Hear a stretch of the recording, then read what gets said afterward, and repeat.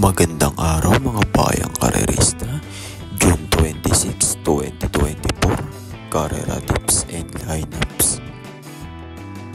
Ito na po ang ating lineup para po sa ating race number 1. Race number 1, this is your winner take all event, covers races 1 to 7.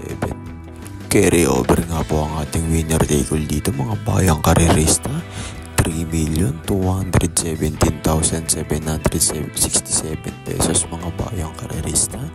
This is a 3-year-old and above maiden race. Ang distansya nga po natin dito mga bayang karerista ay 1,400 meters at magsisimula nga po ito ng 5 PM mga bayang karerista. First case mga po dito yung entry number 5, Lady Louis. Narerendahan niya ni Onel P. Cortez, imported horse ng mga bayang karerista. At mahusay din ang rerenda mga bayang karerista. Tingin ko ang Torito, second case ko na nga rin yung entry number 4, Boss Uno. Narerendahan nga yan ni Pabs Cabalejo. Puro stakes race nga ang pinanggagalingan ng isang ito mga bayang karerista. Tingin ko ito na ang babandera dito sa karerang to. Pabs Cabalejo ang may renda. Kayang-kayang panalo to mga bayang karerista. Ito na po ang ating lineup para po sa ating race number 2. Race number 2, this is your Big 6 event, covers races 2 to 7. This is a Pilracom rating based on the cupping system, class 5 split placers. Ang distansya nga po natin dito mga bayang karerista ay 1,200 meters at magsisimula nga po ito ng 5:35 PM mga bayang karerista. First case ko nga po rito yung entry number 1 na si Andrews Bet. Nararendahan nga po ni JB Hernandez. Mababa na sa laban to mga bayang karerista. Pwedeng isunod lang agad ni JB Hernandez to mga bayang karerista dahil matulin dun si Dender and Denden Justifiable at Primero Soldado sa unahon mga bayang karerista. Makakapanood ng laban to. Second case ko ngayon entry number 5 na si Dender and Denden. Narerendahan nga po yan ni Ace Aguila mga bayang karerista. 1,200 meters lang ang distansya mga bayang karerista. Matulin ang isang ito mga bayang karerista. Kapag napabayaan sa una nito, kayang tumapos from start to finish. Ito na po ang ating lineup para po sa ating race number 3. Race number 3, this is your Big 5 event, covers races 3 to 7. This is a Pilracom rating based on the cupping system, class 5 11 to 15 split. Ang distansya nga po natin dito mga bayang karerista ay 1,400 meters at magsisimula nga po na 6:10 PM mga bayang karerista. First case ko nga po rito yung entry number 2 na si Antonio de la Magis. Narerendahan nga po ni JMS Torque mga bayang karerista. Malakas ang remate nito.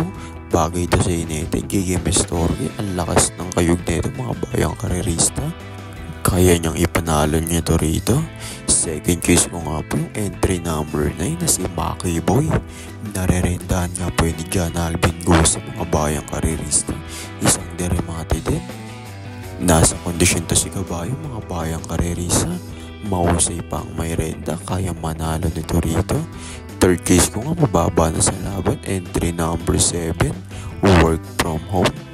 Narerendahan nga po yan ni YL Bautista mga bayang karerista. Mababa na sa laban ng isang ito mga bayang karerista. Deremating kabayo rin. Paunahan na lang sila sa pagremate rito mga bayang karerista. Ito na po ang ating lineup para po sa ating race number 4. Race number 4, this is your Big 4 event, covers races 4 to 7. This is a Pilracom rating based on the cupping system, class 5 11 to 15 split. Ang distansya nga po natin dito mga bayang karerista ay 1,400 meters at magsisimula nga po ito ng 6:45 PM mga bayang karerista.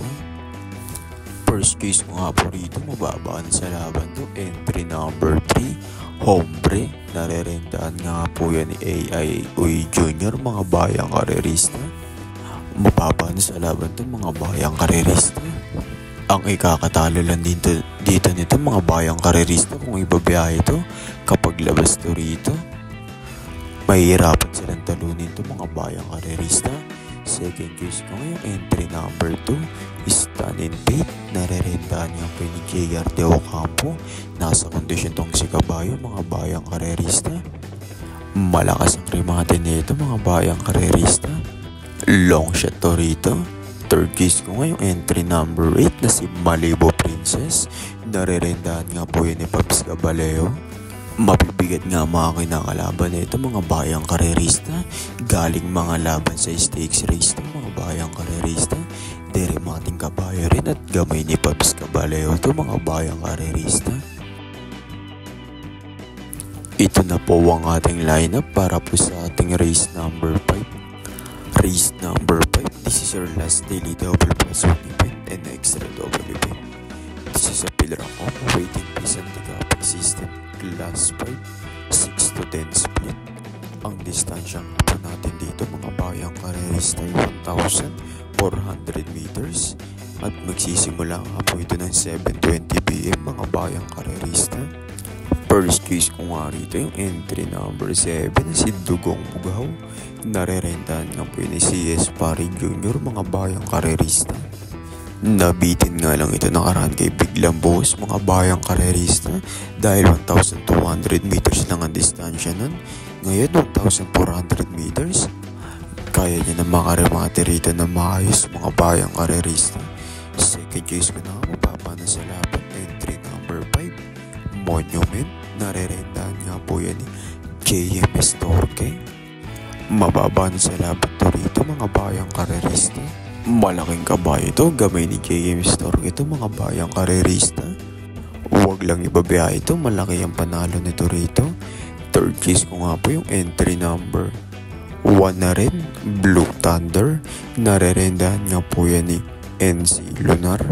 May panalo rin to rito mga bayang karerista. Mabibigat din ang mga tinatalo ng isang ito. Matibay na tatlo to rito mga bayang karerista. Tingin ko hindi natatalunin to. Ito na po ang ating lineup para po sa ating race number 6. Race number 6, this is your last daily double event. This is a Pilracom rating based on the cupping system class 4, 16 to 21. Ang distansya nga po natin dito mga bayang karerista ay 1,400 meters at magsisimula nga po ito ng 7:55 PM mga bayang karerista. First case ko nga po rito yung entry number 3 na si Lucky Strike. Narerendahan nga po yan ay isa agila mga bayang karerista. Mabibigat nga po ang tinatalo nito rito mga bayang karerista. Lamang isa laban to rito mga bayang karerista. Gamay pa ni isa agila ang isang ito. Second case ko nga yung entry number 6 na si Pete Bell. Narerendahan niya ni Marcangelo Alvarez. De banderang kabayo to mga bayang karerista at matibay sa unahan to. Mapapahirapan sila rito. Third case ko nga long shot. Entry number 2, Achi Howley. Narerendahan niya ni EA Abrea. Silip na long shot to rito mga bayang karerista. Kapag hindi agad sila nakatawid na meta, yari sila sa remate nito. Ito na po ang ating lineup para po sa ating race number 7. Race number 7, this is your last race for today. This is a Pilracom rating based on the cupping system.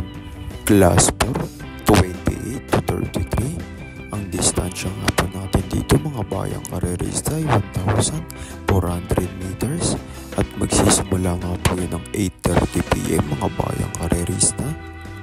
First case ko nga po rito yung entry number 14, Charm Campaign. Narerendahan nga po yun ni JB Pakaykay. Silip to rito mga bayang karerista. May laban to rito, laging labas to mga bayang karerista. Gamay ni JB Pakaykay ang isang ito. Second case ko nga po yung entry number 1 and 1A, mahusay ay narerenda ni John Alvin Guse at Agarod narerenda naman yan ni JMS Torque.